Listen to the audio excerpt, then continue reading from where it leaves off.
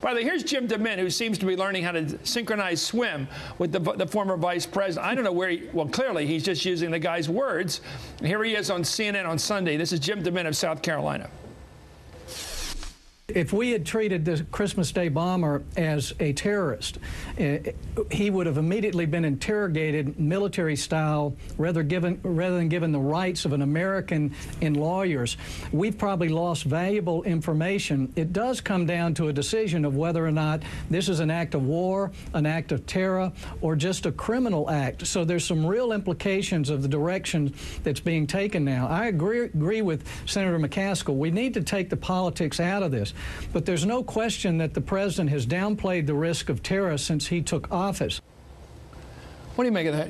Well, I just think objectively it's not true, number one. Number two, I think you could have a civilized discussion about whether Abdul Muttalib should have been treated in dealt with in a military tribunal or not. Yeah, well, I'm with you on that. I don't think he should have gotten it. I think he should have gotten a military tribunal. Well, but you know, our editorial page looked at that and came to the conclusion that this was the right way to handle it. That in fact he was talking. He's already given up his handlers. He's given up the whole operation. That there was no reason to send him the military tribunal route. But the point is, of course, that's not the kind of civilized discussion that's being had. It's with reference to what's been done in the past, with reference to the merits of the case. It's just a kind of inchoate yawp at this administration. Their main point, Michael and Gene, seems to be they'll use these technical arguments, whether we go to a military court or we go to a civilian court, to make their larger point, which is that the President of the United States doesn't care about defending us,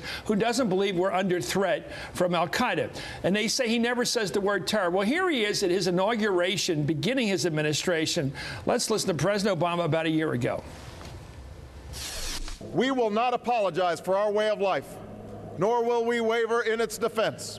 And for those who seek to advance their aims by inducing terror and slaughtering innocents, we say to you now that our spirit is stronger and cannot be broken. You cannot outlast us, and we will defeat you. Well, Michael, that's a pretty good cri de guerre. Listen, not only was that offering, I think, right on point, but so too was the president's inaugural radio address for 2010. And he said all the right things, at least in my view, on Saturday in the radio address. And, Chris, how about the speech that he offered at West Point when there was deafening silence from the right? And please don't think that I'm buying into all ways in which the Obama administration is fighting what I still regard as a war against terrorists. But I think that this criticism is not only unfounded, but ill-timed. And my bigger criticism is that it's ill-timed and it seeks to undercut the commander-in-chief. And I think that this president knows that it's a war against al-Qaeda in particular, not against a tactic of war like terrorism. It's against a group of people trying to kill us. And by the way, as you've pointed out to your credit for 8 years or 9 years now, they haven't caught bin Laden. He is the leader of al-Qaeda. They haven't caught Omar, what's his name? Mullah Omar. They haven't caught any of those people they went over there to get. So to brag about how these guys aren't measuring up to their standards is insane. Anyway, thank you. It's also shameless. Thank you, Gene Robinson. The troll is out.